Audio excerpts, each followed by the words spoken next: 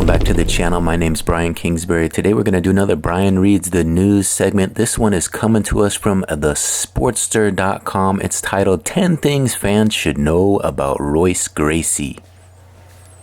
Royce Gracie is well known for being one of the pioneers of MMA. He's also considered one of the greatest fighters of all time. Gracie helped put the sport of MMA on the map with his victories in the first UFC 1, 2, and 4 tournaments, as well as his role in one of the greatest fights in MMA history with Katsuyoshi Sakuraba.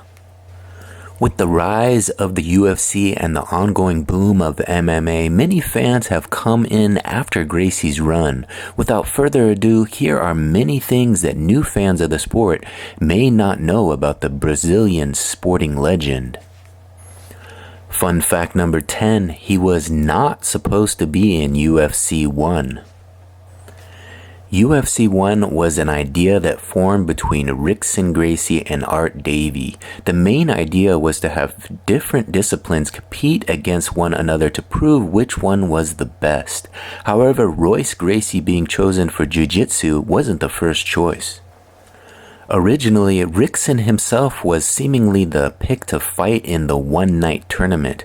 However, Rickson turned the opportunity down and instead handpicked Royce because of Royce's non-threatening look. He wanted to show that a smaller man with jiu-jitsu experience was still far better than those without that training. Fun fact number 9, he was a part of one of the first boxing vs. MMA showdowns. Before we saw Conor McGregor step into the boxing ring for a $1 million dance with Floyd Mayweather, or before we saw James Toney take on Randy Couture, we saw Royce Gracie vs. Art Jimerson. The two met in the opening round of the tournament and Gracie quickly submitted Art Jimerson as he got into mount and Jimerson realized he had no idea what he was doing. He became famous overnight for his infamous one-glove approach, choosing to have one bare hand for grappling in the fight and one hand gloved for striking. Fun fact number 8, his early rivalry with Ken Shamrock. Royce Gracie's rivalry with Ken Shamrock was one of the first true rivalries in the sport. The two met in the second round of the UFC 1 tournament, and while Gracie quickly submitted Shamrock, it wasn't without controversy as Shamrock stated that he was misled about the rules of the bout. This led to massive bad blood between the two as Shamrock didn't accept the defeat. After Shamrock returned from his stint in Pancrase, the two were matched up at UFC 5 to crown the first ever super fight champion. While Shamrock seemingly won the bout as he sat in Gracie's guard and controlled him for the bout, after 36 minutes the fight was ruled a draw due to the lack of judges. Fun fact number 7, he was part of the longest fight in MMA history. Royce Gracie left for Pride in 2000 for their open weight tournament.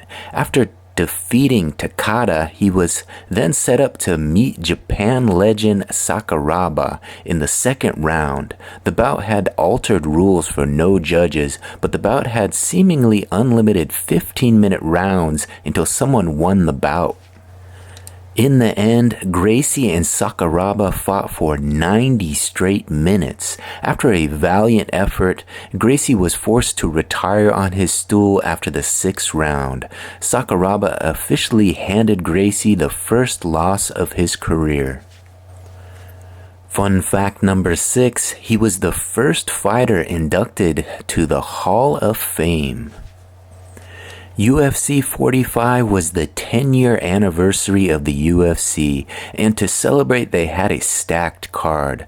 The likes of Matt Hughes, Tank Abbott, Robbie Lawler, and others were at the event. However, the bigger news out of the card was the official announcement of the UFC's Hall of Fame. The UFC at the event officially announced the Hall, and in addition to that, also announced that Royce Gracie and Ken Shamrock would be the first ever fighters to be entered into the Hall of Fame.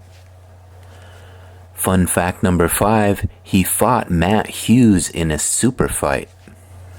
Nowadays, super fights are no longer a special deal. Champions seem to go up and down in weight all the time to attempt to capture gold in 2 weight classes, but in 2006, that wasn't really a thing.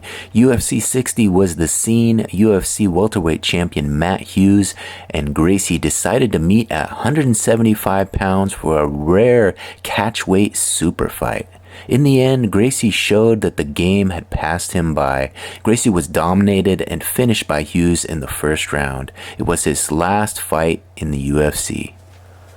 Fun fact number 4, his 2007 steroid scandal. Gracie's rematch with Sakuraba for Dynamite USA was an anticipated one. On a stacked card with fights such as Brock Lesnar's debut, the fight disappointed.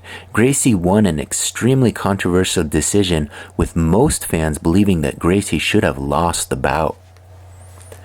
In the end, it got even worse for Gracie as he failed his pre- and post-fight drug tests for steroids. The decision was not overturned, but Gracie had to pay fines and was suspended for the infraction. The bout was Gracie's last for 9 years. Fun fact number 3, he had a massive feud with Eddie Bravo. Jiu-jitsu ace Eddie Bravo's rivalry with the Gracie family began back at ADCC in 2003.